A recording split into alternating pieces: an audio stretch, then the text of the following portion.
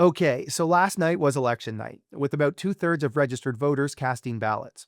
It was higher than 2021's turnout, but on par with 2015 and 2019. Canadians showed up in droves, fueled by economic fears and U.S. tariff threats. Over 7 million voted early, setting a record for advanced turnout, signaling both boomers angry at Trump and young people angry at their economic hand. Pierre Polyevre, the Conservative leader, was the night's biggest paradox. His party clinched their highest vote share since 1988, a whopping 41.7% of the national vote. Yet he shockingly lost his own Carlton riding to Liberal Bruce Fanjoy by a razor-thin 2.7%. But if you ask me, the real story here is the implosion of the NDP. Once a progressive powerhouse, Jagmeet Singh's party plummeted to a mere 6.1% of the vote, down 12 points from 2021, securing just 7 seats. Singh himself lost his Burnaby Central seat, pouring gasoline and lighting a match on a party that Jack Layton put on the national spotlight. But anyways, let's get into what happened to Pierre. Okay, I want to go back to late 2024. The Conservatives were in a commanding lead. Pierre Polyevre had spent the previous 3 years basically just kicking in Justin Trudeau's teeth. So badly that finally by December of 2024, Trudeau was fighting with various key members of his team, including Chrystia Freeland, who he was about to kick out of his cabinet, but then she walked away, wrote a scathing letter about how Trudeau's budget was irresponsible, and then within a couple of weeks, things got so bad for Justin that he finally stepped down. All this happened as Poilievre clearly maintained a strong lead in the polls and on Polymarket. But then by early March, Trump's tariff talks really picked up. Shortly after, Mark Carney won the Liberal leadership in what wasn't really much of a race. The Liberals had suddenly picked up momentum in the polls. And this is where it all fell apart for Poilievre. Now, I have to say, and some of you are going to disagree with me on this, but I think that Mark Carney is not a strong politician. I refuse to accept anyone who tells me that he is a strong politician. He ums and ahs a lot, gets cagey with reporters. He demonstrated that he lies all the time, and we saw that throughout his campaign. And he doesn't really have any moments that would make anyone feel inspired. But if there's one thing that history has taught us, it's that voters tend to feel most comfortable with the party in power during times of an international crisis, even if you have to play one up. And the Liberals played that hand perfectly.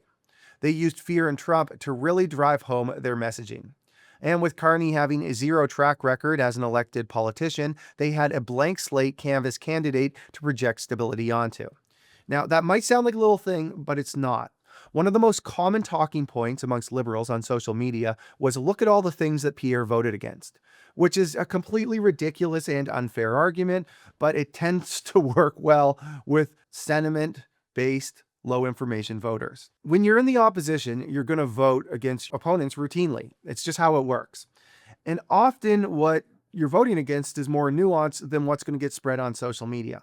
So the fact that Mark Carney had a blank slate was actually perfect for the Liberals. He didn't come with any political baggage, just private sector and central bank baggage, which most people don't really even understand. Now, he did move Canada's largest asset manager to the US months before running for Prime Minister. He did have a number of undisclosed conflicts that seemingly aligned with his political platform, and he did advise the last guy who everyone hated in the end. But none of that mattered. What mattered was Orange Man bad. Pierre ran an error-free campaign. He didn't have any big gaffes or embarrassing moments and had a great debate performance. But it didn't matter.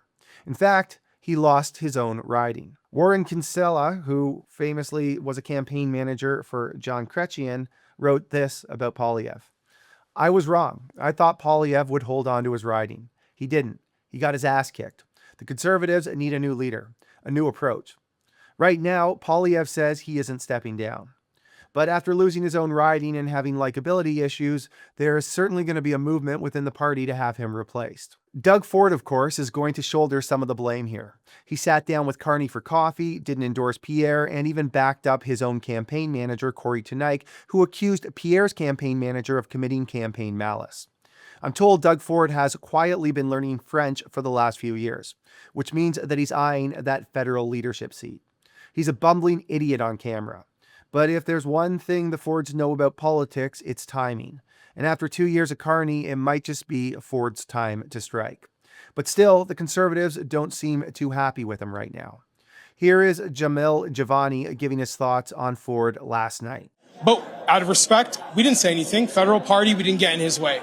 When it was our turn to run an election, he couldn't stay out of our business, always getting his criticisms and all his opinions out, distracting our campaign, trying to make it about him, trying to position himself as some kind of political genius that we needed to be taking cues from. Was it him specifically? Was it his campaign manager, Corey, tonight? Do you see Doug Ford as a problem for the federal party in the outcome of this race? I see Doug Ford as a problem for Ontario and for Canada. I think he's not doing a great job in running this province, and now he's trying to exercise his influence over other levels of government, and it's not like this guy is doing anything particularly well. I mean, you did used to work for him. I did. I'm speaking from experience. Would Doug Ford's endorsement have made the difference in this election? Maybe. It might have. It could have been the difference between the Liberal minority and the Conservative minority. But I'm not convinced. I fear that for a Conservative to win in Canada, they have to be soft-spoken, like Harper. Or they need to come across as a trust me, I'm just trying to do the right thing bumbling idiot like Doug Ford. Pierre's shtick is the polar opposite of Ford's. Pierre is strong, well-spoken, and speaks up against his opponents. I like him because I see transparency and competence. Others see that in Ford, which I think is insane. But it's clear when we look at the data, Pierre has likability issues. Which brings us to the last thing I want to touch on here. His campaign manager, Jenny Byrne. What could she have done about these likability issues, and what blame should rightfully be placed on her for the data that we ultimately got? Pierre executed the strategy he was given. He performed in front of huge crowds, did well in the debates, and didn't have any big gaffes. So was the problem the overall strategy? It's probably unfair to just point at the campaign manager. I doubt Pierre just takes her marching orders and doesn't collaborate on what to do. He clearly has to take some ownership over the strategy gaffes. So what's the criticism? What should Pierre have done differently? Many felt he should have done everything possible to create a rift between himself and Donald Trump, to prove that he is not Trump-like, taking away that hand from the Liberals. Pierre clearly thought it would be problematic to play that hand, thinking of how hard it would be to work with Trump should he have won. But now it's a moot point, because he didn't win. Still, the night wasn't a disaster.